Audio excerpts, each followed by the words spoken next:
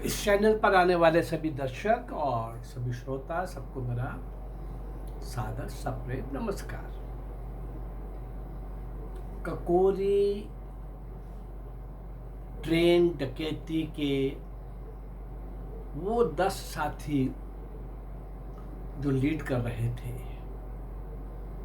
Meeting में बहुत लोग थे, उसके कारण से पकड़े भी बहुत लोग गए, लेकिन वो 10 मेन रोड जो सबने अपना अपना मोर्चा संभाल रखा था। कौन किस स्टेशन से चढ़े था, कौन कहाँ से बैठेगा, कौन कहाँ उठ के क्या करेगा, हर एक्टिविटीज तय थी। कौन जंजीर खींचेगा, उसके बाद कौन बाहर मोर्चा लेगा, बाहर को देख ना पाए, कौन उस मनी बॉक्स जो था हर स्टेशन से एकत्रित हुआ वो धन वहां तक जाएगा, कौन उस बॉक्स को तोड़ेगा, और कौन मनी बैग्स लेकर के कहाँ कहाँ 2-3 जगहों पर, अलग अलग जगहों पर जाएगा। ये सब तय था और उसके अनुसार हुआ। अब मैं जो आपको लेके जा रहा हूं, उन सब का इंडिविजुअल में आपका योगदान, उनका क्रांति में योगदान, उनका स्वतंत्रता संग्राम में योगदान, वो मैं आपके सामने रख रहा हूं। आज हम जिस महान क्रांतिकारी की बात करने जा रहे हैं, उनका नाम है योगेश चंद्र चटर्जी। योगेश चंद्र चटर्जी। ककोरी डकैती कांड षड्यंत्र में, उस दृश्य में, उस कंपैक्ट से एक्शन में इस महान क्रांतिकारी का कोई सीधा योगदान नहीं था, भाग नहीं लिया था। उन 10 लोगों में ये नहीं थे, लेकिन अंग्रेजों की भारत सरकार ने उस समय थे तो ये बहुत जबरदस्त क्रांतिकारी, परंतु एक उनको बहाना मिला हुआ था कि ये थे जिस केस में, उसी केस में, ककोरी के केस में ही मुकदमा चलाकर इनको भी दंडित किया गया। और क्या दंड घोषित हुआ इनके लिए? आजन्म काला पानी। यानी फांसी से भी जिसको कठिन सजा देनी होती थी, उसको आजन्म काला पानी। मैंने हर बार आपके सामने रखा है कि 24 घंटे भी कोई माइका लाल 10 साल, 20 साल, 30 साल तो बड़ी दूर की बात है। उस भयानक सिचुएशन की कोई कल्पना भी नहीं कर सकता वो क्या होता है काला पानी की सजा। अंडमान जेल में उसको भेजा जाता था। वो जेल क्या थी? नरक की पराकाष्ठा थी। तो 10 साल के बाद इनको भी छोड़ दिया गया। वो आगे का इतिहास मैंने इसके आखिर का थोड़ा सा पार्ट आरंभ में बता दिया है, इसलिए बताना पड़ा कि ये उस केस में सीधे सीधे शामिल नहीं थे। परंतु ये महान क्रांतिकारी इस कांड से पूर्व देश के भिन्न भिन्न हिस्सों में जाकर के क्रांतिकारी गतिविधियों का विस्तार कर रहे थे, संगठन का विस्तार कर रहे थे, साथियों को जोड़ रहे थे। 2, 3, 4 प्रदेशों में लगे हुए थे और गवर्नमेंट के पास ये सूचना तो थी कि भाई एक व्यक्ति इस तरह से लगा हुआ है और जहां भी वो जाता है वहीं पर बीज डाल देता है क्रांति का, और 2, 4, 5, 7, 10 लोग अपनी जान समर्पित करने के लिए, जीवन निछावर करने के लिए तैयार हो जाते हैं। देखना है वो जादूगर कौन है और उसको जल्दी पकड़ना बहुत जरूरी है। कैसे पकड़ेंगे, क्या हुआ, ये तो आगे का इतिहास है। चलिए हम थोड़ा आगे चलते हैं। बहुत प्रयास कर चुकी थी योगेश चंद्र चटर्जी को पकड़ने के, लेकिन उनके हाथ में सफलता नहीं लग रही थी। कोमिल्ला नगर बंगाल में। कोमिला नगर में क्रांतिकारियों का एक अड्डा था, केंद्र था। वहाँ पर क्रांतिकारी साथी विचार विमर्श के लिए, भोजन के लिए, योजनाएं बनाने के लिए आते थे, मिलते थे और चले जाते थे। कुछ वहाँ रह जाते थे। ये अड्डा अभी तक अंग्रेजों की नजर में नहीं था। तो क्या हुआ, पास में रह रहे एक वकील से ये नहीं देखा गया, अपने हित को साधने के लिए देश का कितना बड़ा नुकसान होगा ये ना सोचने वाले, मुखबरी का काम करने वाला ये वकील, गद्दारी का काम करने वाला ये वकील, पुलिस को सूचना देता है कि वहां पर कुछ हो रहा है, कुछ लोग आते हैं और देखिए जरा। पुलिस चुपचाप वहां पर आती है और कौन कौन आता है, एक पुलिस सुपरिटेंडेंट आता है, एक सब इंस्पेक्टर आता है और कुछ सिपाही पुलिस वाले साथ में आते हैं। दरवाजा खटखटाते हैं कोमिला नगर के इस मकान का जहां क्रांतिकारियों की गतिविधियां हैं। इससे पहले कि वो दरवाजा खटखटाएं, नियति का कोई खेल ऐसा था कि योगेश चंद्र चैटर्जी की नजर पड़ चुकी थी और फिर जिस तरीके से उन्होंने दरवाजा खटखटाया, बहुत जोर से और बहुत रोब से और गुस्से से, आतंक से, भय से, इस सारे के बीच में योगेश चंद्र चैटर्जी ने क्या किया, आगे दरवाजा खोलने, दरवाजा खुलता है। पुलिस वाले क्या देखते हैं, शरीर पर कोई कपड़ा नहीं है उसके, एक अंडरवियर पहना हुआ है, हाथ में लोटा है और भाई वो कहाँ है, योगेश चंद्र चैटर्जी कहाँ है, पहले पूछते हैं आपका क्या नाम है। ये बोलता है मेरा नाम अविनाश चंद्र है।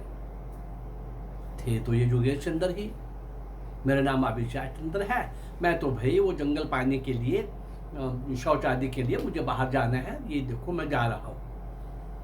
तो योगेश चंद्र कहाँ है, हमें पता है कि वो यहाँ है। ऐसा है कि वो पीछे वाले कमरे में ना सो रहे हैं, या तो उनको जगा लीजिए या वो जाग जाते हैं तो उनसे मिल लीजिए, मेरा तो प्रेशर है ना, मुझे तो जाने दो ना। ये योगेश चंद्र जी अविनाश चंद्र जी के नाम से वहां से निकल जाते हैं। जब वो पुलिस वाले अंदर जाते हैं, देखते हैं कुछ बच्चे सो रहे हैं। बच्चों से भी ये कुछ काम लेते थे क्रांतिकारी। उनको पूछा कहाँ है योगेश चंद्र, तो उन्होंने कहा यहां तो कोई योगेश चंद्र नहीं रहता। और यहाँ तो नहीं है, वो अविनाश चंद्र हैं जो यहाँ आते हैं और हमारे खाने पीने का प्रबंध करते हैं, हम अनाथ हैं। इस बीच में योगेश चंद्र जी अपने मित्र के घर पहुंच गए। अपने मित्र के घर में तारिणी मजूमदार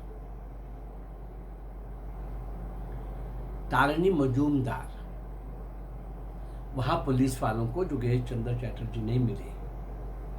तारिणी मजूमदार के पास रह करके अब शहर में रुकना ज्यादा देर ठीक नहीं था। अब बच्चों को भी पुलिस ने इन्वॉल्व कर दिया था। शहर के अंदर काफी आगे पीछे बात फैल गई कि ऐसे ऐसे यहाँ क्रांतिकारियों का अड्डा था, पकड़ के ले गए। होता है ऐसे समय पर इस प्रकार की चर्चाएं होती हैं। योगेश चंद्र चैटर्जी कोमिला नगर से निकलकर कैलकाटा पहुंच गए। कैलकाटा में पथरिया घाट भी एक ऐसा ही अड्डा था, कुछ था और कुछ उसको विकसित कर लिया गया। वो भी एक ऐसा ही केंद्र था जिसमें कुछ क्रांतिकारी आपस में मिलते, विचार विमर्श करते और चले जाते। और योगेश चंद्र चैटर्जी क्या करते हैं, आने वाले साथियों के लिए भोजन बनाते, पुस्तकें खुद भी पढ़ते और पुस्तकें इकट्ठी करके उनको भी पढ़ने के लिए बोलते। दुनिया के अंदर कहाँ कहाँ क्रांति हुई है, कैसे कैसे हुई है, एक्शन रिएक्शन प्लानिंग, वो सारा ये योगेश चंद्र चैटर्जी भोजन बनाने का काम, पुस्तकें पढ़ने और पढ़वाने का काम, और वहाँ रहते हुए क्रांतिकारियों से संपर्क साधना और कुछ नए लोगों की तलाश करना जिनको क्रांतिकारी बनाना है। 9 अक्टूबर 1916 को 9 अक्टूबर 1916 को जब इस जगह पर क्रांतिकारी आते थे और ये भोजन भी कराते थे, अब भोजन तैयार लेकर आज क्रांतिकारी आए नहीं, पता नहीं कहीं पकड़ ना लिए गए हों, बाहर देखा नहीं, क्या हो गया होगा। उन दिनों को ऐसे फोन वगैरह थोड़े थे, लेकिन किसी कारण से वो कुछ लेट हो गए थे और पुलिस की नजर थी इस मकान के ऊपर। इस मकान के ऊपर पुलिस की बाकायदा नजर पड़ गई थी, और जब साथी कम पधारे तो भोजन एज इट इज रख करके खुद अंदर कमरे में जाके सो गए कि जब आएंगे खा के सो जाएंगे। पर उनकी जगह, साथियों की जगह आते कौन है? पुलिस वाले। वहां से योगेश चंद्र चैटर्जी पकड़ लिए जाते हैं। उनको तो वहां के एक थाने में रख दिया। कुछ पुलिस वाले वहीं रुक गए, क्या सोचकर कि इनके साथियों को थोड़ा पता है कि वो पकड़े गए हैं। अंधेरा कर दिया अंदर और वहां बैठ गए। अविनंदर नाम के क्रांतिकारी आते हैं और वो रूटीन में, क्यों भाई योगेश, यार लाइट तो जलाओ, अंधेरे में बैठे हो। पुलिस ने लाइट ऑन की, पहले तो उसको प्रहार भी किया और पकड़ लिया। पकड़ के लाइट ऑन करके जब देखा दृश्य तो दूसरा था। ऐसे ही बाकी सबको पता चल चुका था, बाकी और तो काबू नहीं आए। ये अवनिंदर और योगेश पकड़ लिए गए थे और ये चालाकी से पुलिस ने इनको भी पकड़ लिया। अब प्रश्न ये है कि जैसे मैंने कहा कि अभी पकड़ लिए गए और इनके ऊपर वैसे तो कोई वो वाला केस था ही नहीं, लेकिन पकड़ लिए जाने के बाद इनका नाम भी तो योगेश चंद्र चैटर्जी था। बहुत सालों के बाद, बहुत सक्रिय रहने के बाद भी पुलिस की पकड़ में ना आने वाले योगेश चंद्र चैटर्जी पकड़े गए तो खेल यहीं खत्म नहीं होता। आगे का खेल योगेश चंद्र चैटर्जी कैसा खेलते हैं अपने साथियों के साथ मिल करके, ये अगर हम कल बात करेंगे तो ज्यादा अच्छा रहेगा। उन महान क्रांतिकारियों के कारण देखिए कैसा जीवन, हमेशा जान हथेली पर रख करके चलने वाले वो भारत माँ के सपूत, उनका नाम इतिहास में कहीं नहीं आया। और मैंने कई बार कहा है, बहुत बार कहा है, हमें कहा गया कि आज़ादी इन दो लोगों ने लेके दी है, गांधी और नेहरू ने, या और कई तरह की ऊटपटांग बोला जाता है चरखे ने लेके दी है, बिना खड़क बिना ढाल मिली है। नहीं भाई, 1857 से 1947 वीर मंगल पांडे से सुभाष चंद्र बोस तक 7,32,000 लोग मारे गए। संघर्ष करते हुए बहुत सारे लोग शहीद हुए, जेल में सड़ गए, काला पानी भेज दिए गए, देशन काला दे दिया गया, फांसी के तख्ते के ऊपर हमेशा की नींद सुला दिया गया, आतंक भय का डर, और कितनी लूट, कितने टैक्स और कितनी परेशानियां, कितना टॉर्चर, ये सब इसी बीच में मैंने तो भी अल्पकाल लिया है 90 वर्ष का। इस काल के अंदर भी मैं कम से कम 150 कम से कम वो नायक और नायिकाएं आपके पास रखने जा रहा हूं, आपके सामने रखने जा रहा हूं, जिनको इतिहास में स्थान नहीं मिला और भारत मां की स्वतंत्रता की बेड़ियां काटने के लिए खुद कट गए।